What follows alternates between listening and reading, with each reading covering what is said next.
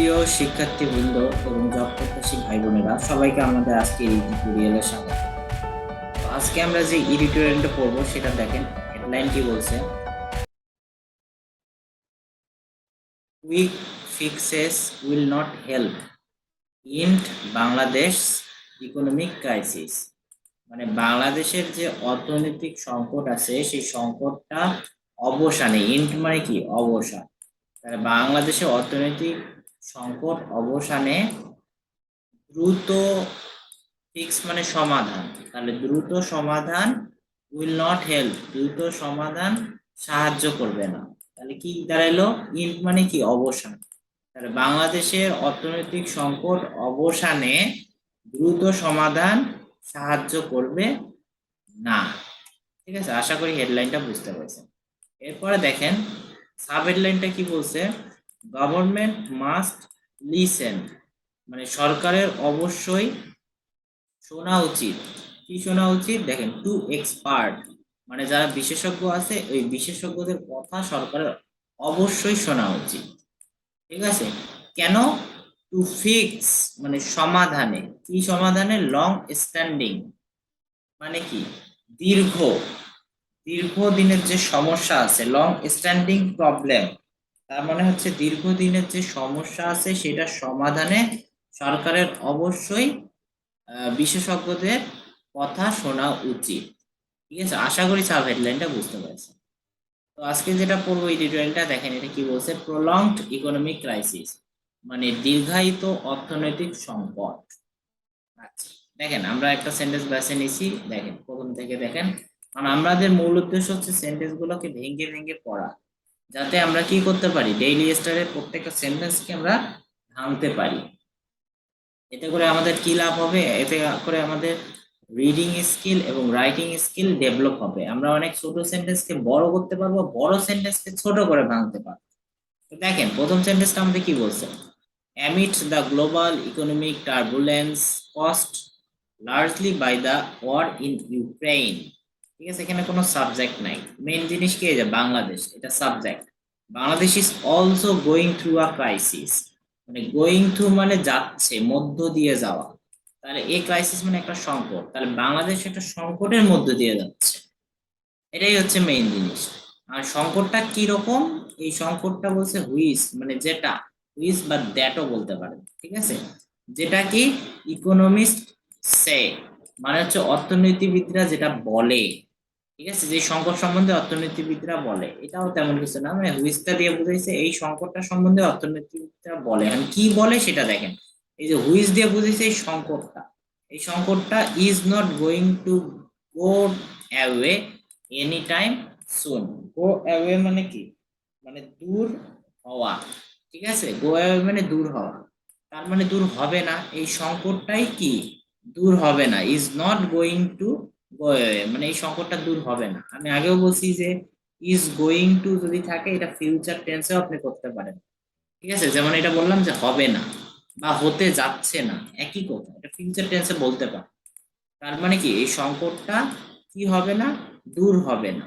গোয়ে মানে দূর হওয়া, দূর হবে না, এনি টাইম সুন মানে শীঘ্রই, তার মানে শীঘ্রই এই সংকটটা দূর হবে না। তাহলে এই সংকট দিয়ে বুঝাইছে এই সংকটটা অর্থনীতিবিদরা বলে, এবং এই সংকটটা যেটা শীঘ্রই দূর হবে না। আশা করি বুঝতে পারছেন। আর এটা তো মেইন জিনিস না, এটা বুঝাইছে দেখেন, এটা বলছে অ্যামিড মানে মধ্যে, তাহলে গ্লোবাল ইকোনমিক টার্বুলেন্স মানে বৈশ্বিক অর্থনৈতিক যে অস্থিরতা আছে সেই অস্থিরতার মধ্যে, এই যে বৈশ্বিক অর্থনৈতিক অস্থিরতা সেটা কিসের কারণে হয়েছে, সেটা লার্জলি, এই যে কস্ট লার্জলি বাই দেয়া বোঝাইছে, এই লার্জলি তো মেইন জিনিস না। ঠিক আছে, বাই, কস্ট বাই মানে কি, যেটা কারণে হয়েছে, মানে কিসের কারণে হয়েছে সেটা হচ্ছে, সেখানে কি হবে, কস্ট বাই হবে।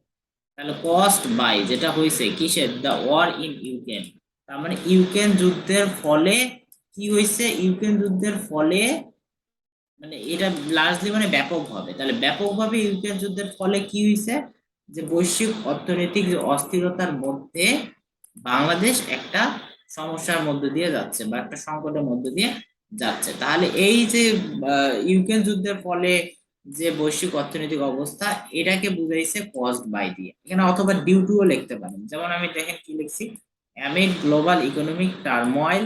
এখানে টার্বুলেন্সও লিখতে পারেন, মানে অস্থিরতা, টার্মোইল মানে অস্থিরতা, একই জিনিস। তাহলে অ্যামিড গ্লোবাল ইকোনমিক টার্মোইল মানে বৈশ্বিক অর্থনৈতিক যে অস্থিরতা, অস্থিরতার মধ্যে, তাহলে বৈশ্বিক অর্থনৈতিক অস্থিরতা কি কারণে হয়েছে? এই যে ইউক্রেন যুদ্ধের ফলে হয়েছে, এই জন্য ডিউ টু বুঝেছে। তাহলে কোনো কারণ বুঝাইলে তার আগে কি দিবেন? ডিউ টু দিবেন, যে কি কারণে এটা হয়েছে, তাহলে ডিউ টু দিবেন। অথবা যদি ডেইলি স্প্রে ভাষায় বলতে চান তাহলে কস্ট বাই দিবেন, যে কি কারণে হয়েছে, তাহলে কস্ট বাই। ঠিক আছে, ওই কারণটা পরে দিবেন। ঠিক আছে, যেমন এখানে বলছে যে অর্থনৈতিক যে বৈশ্বিক অর্থনৈতিক যে অস্থিরতা, সেটা কি কারণে হয়েছে? কজড বাই, বা কি কারণে হয়েছে? Due to. কি কারণে হয়েছে? এই যে ইউক্রেন যুদ্ধের ফলে যে বৈশ্বিক অর্থনৈতিক যে অস্থিরতা। ঠিক আছে, কোন কারণ বোঝালে ডিউ টু দিবেন। আশা করি এই পুরো সেন্টেন্সটা বুঝতে পেরেছেন। তাহলে এখানে মেইন সেন্টেন্সটা কি? মেইন সেন্টেন্স হচ্ছে বাংলাদেশ সংকটের মধ্যে দিয়ে যাচ্ছে। এখন সংকটটা কিরকম সেটা বলছে, যে এই সংকটটা শীঘ্রই কি হবে না, মানে শেষ হবে না, বা শীঘ্রই কি হবে না, দূর হবে। ঠিক আছে, আর তারপর এটা কি বলছে? এইটা তো মেন জিনিস না, এটা বুঝাইছে যে অর্থনৈতিক যে সংকট, যে অস্থিরতা, বৈশ্বিক অর্থনৈতিক যে অস্থিরতা, সেটা কিসের কারণে হয়েছে? ইউক্রেন যুদ্ধের ফলে হয়েছে। ঠিক আছে, সেটা বুঝাইছে। আশা করি পুরো সেন্টেন্সটা বুঝতে পারছি। তো দেখেন এরপর নেক্সট সেন্টেন্সটা আমরা কিভাবে বলবো। দিস ইজ বিকজ, এটা তো মেইন জিনিস না, মানে এটার কারণ এই যে, ঠিক আছে, কি কারণ? যে the country is also having to deal with home ground ones, মানে কান্ট্রি মানে দেশ, দেশ কি is also having to deal, মানে দেশকে কি করতে হচ্ছে? মোকাবেলা করতে। এখানে বি মানে হওয়া, তার মানে দেশকে মোকাবেলা করতে হচ্ছে। আর যদি এখানে বলতো যে the country is also going to deal, মানে দেশ কি হচ্ছে? মোকাবেলা করতে যাচ্ছে। যদি হইতো তাহলে গোয়িং হতো, এখানে যাচ্ছে না তো। এখানে তো দেশই মোকাবেলা, দেশকে মোকাবেলা করতে হচ্ছে। হওয়া মানে হচ্ছে হ্যাঁ। ঠিক আছে, হ্যাভ অর্থ এখানে বি ভার্ব বুঝাইছে। ঠিক আছে, তাহলে বাংলাদেশ দেশের কি হচ্ছে? মোকাবেলা করতে হচ্ছে, দেশেরও মোকাবেলা করতে হচ্ছে, অলসো আছে। কি মোকাবেলা করতে হচ্ছে? এই যে এ, দেশীয় যে ক্ষত আছে, এই দেশীয় ক্ষতের সাথে মোকাবেলা করতে হচ্ছে, দেশীয় ক্ষতটা মোকাবেলা করা হচ্ছে। এখানে একটা প্রিপোজিশনাল শব্দ আছে, যেমন ডিল উইথ। দেখেন ডিল উইথ মানে কি? মোকাবেলা করা। আর যদি ডিল ইন থাকতো তাহলে কি হতো? ব্যবসা করা। এখানে ডিল উইথ দিয়ে মোকাবেলা করা, কিসের মোকাবেলা করা? এই যে দেশীয় যে ক্ষত আছে, এই দেশীয় ক্ষত মোকাবেলা করতে হচ্ছে দেশকে। এই ক্ষতটা, এই ক্ষতটা যেটা কি হয়েছে দেখেন, that have been allowed to fester, মানে যেটাকে আহ, দেওয়া হয়েছে, কি হয়েছে, যেটা ফেস্টার মানে পচা, তার মানে যেটাকে পচতে দেওয়া হয়েছে। এখানে দ্যাট হ্যাভ বিন অ্যালাউড, এটা কিন্তু প্যাসিভ ভার্ব আছে, মানে যেটাকে পচতে দেওয়া হয়েছে। এই ক্ষতটা যেটাকে পচতে দেওয়া হয়েছে, এই ক্ষতটাকে বুঝাইছে, যেটাকে পচতে দেওয়া হয়েছে। এবং এই কতটাই বলছে যে ইনক্রিজিং, ইজ ইনক্রিজিং, বা হ্যাভ বিন ইনক্রিজিং, তার মানে কতটাই বৃদ্ধি পাচ্ছে। কি বৃদ্ধি পাচ্ছে? ইটস ভালনারেবিলিটি, মানে এটা ঝুঁকি, মানে কতটা বৃদ্ধি পাচ্ছে বা বৃদ্ধি করছে। কতটা কি বৃদ্ধি করছে? এটা ঝুঁকিটা বৃদ্ধি করছে। কি টু গ্লোবাল ইকোনমিক শকস, মানে বৈশ্বিক অর্থনৈতিক যে শকস আছে, মানে ধাক্কা আছে, সেই বৈশ্বিক অর্থনৈতিক ধাক্কার ঝুঁকি, সেটা কি হচ্ছে? বৃদ্ধি করছে। কে বৃদ্ধি করছে? এই কতটা বৃদ্ধি করছে। তাহলে কত দিয়া বুঝাইছে দেখেন, দুইটা জিনিস বুঝাইছে, যেটা কতটা আস্তে আস্তে কি হচ্ছে? পচে যাচ্ছে, বা কতটা আস্তে আস্তে আরো বেশি ইয়া হয়ে যাচ্ছে। ঠিক আছে, বাড়তিছে। এবং কতটা কি হচ্ছে? কতটা বৃদ্ধি করতেছে, ঝুঁকিটা বৃদ্ধি করতেছে, যে বৈশ্বিক অর্থনৈতিক ধাক্কার ঝুঁকিটা আরো বৃদ্ধি করতেছে। কে? এই কতটা। এই কতটাকে দিয়ে দেখেন দুইটা জিনিস বুঝাইছে। তো এই সেন্টেন্স গুলো যদি ধরতে পারেন, তাহলে আশা করি আপনারা বড় সেন্টেন্স ইজিলি মেক করতে পারেন। তো নেক্সট সেন্টেন্সটা দেখেন, এখানে কি বলছে? দিস ইনক্লুড, মানে এটার মধ্যে কি রয়েছে, মানে কি রয়েছে সেগুলা বলছে। দেখেন ডুইন্ডলিং ফরেন এক্সচেঞ্জ রিজার্ভ, মানে যে হ্রাস, কিসের হ্রাস? ডুইন্ডলিং মানে হ্রাস, মানে রিডিউসিং, একই কথা। কিসের হ্রাস? বৈদেশিক যে মুদ্রার যে রিজার্ভ আছে, তাহলে বৈদেশিক মুদ্রার রিজার্ভ হ্রাস। এবং শুধু এটা না, সাথে সাথে কি? সোয়ারিং ইনফ্লেশন, সোয়ারিং মানে ইনক্রিজিং, তার মানে বৃদ্ধি, মুদ্রাস্ফীতি বৃদ্ধি। দেখেন এনার্জি ক্রাইসিস মানে কি? আহ, যে জ্বালানি যে সংকট। ঠিক আছে, weak governance in the financial sector, মানে অর্থনৈতিক খাতে কি, সেক্টর মানে খাত, অর্থনৈতিক খাতে কি দুর্বল প্রশাসন। তারপরে কি বলছে দেখেন, স্টিডিলি ফলিং রেমিটেন্স, স্টিডিলি এখানে মেইন জিনিসটা, ফলিং রেমিটেন্স মানে রেমিটেন্সটা কি কমা, বা রেমিটেন্সটা কমা। স্টিডিলি মানে কি ক্রমাগত ভাবে, তার মানে কি ক্রমাগত ভাবে রেমিটেন্স কমা। তারপর কি বলছে দেখেন, increasing import payments with highest trade deficit in 5 years. তার মানে যে উচ্চ যে বাণিজ্য যে ঘাটতি আছে, ঠিক আছে, বা উচ্চ যে ব্যবসা ঘাটতি বা উচ্চ যে বাণিজ্য ঘাটতি আছে, সেটার সাথে কি আমদানি যে পরিশোধ আছে সেটার বৃদ্ধি এই গত 5 দশক ধরে, ঠিক আছে। এবং কি বলছে দেখেন, in edition of over 30 million new, মানে 30 লক্ষেরও বেশি নতুন যে গরিব আছে সেগুলার সাথে যুক্ত করে, ঠিক আছে, সেগুলোর সাথে বা সেগুলো সহ।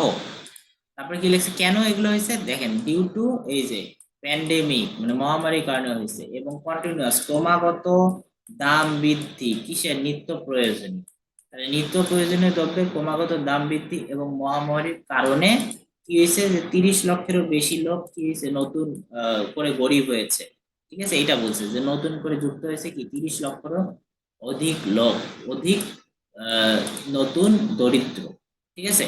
শুধু ওইটা না, সাথে সাথে বৃদ্ধি পাইছে 5 বছর ধরে কি পাইছে, যে উচ্চ বাণিজ্য ঘাটতি এবং আমদানি যে পেমেন্ট, আমদানি পরিশোধ বৃদ্ধি পাইছে, ঠিক আছে, মানে আমদানিটা বেশি বৃদ্ধি পাইছে, যার কারণে এই সমস্যাটা হচ্ছে।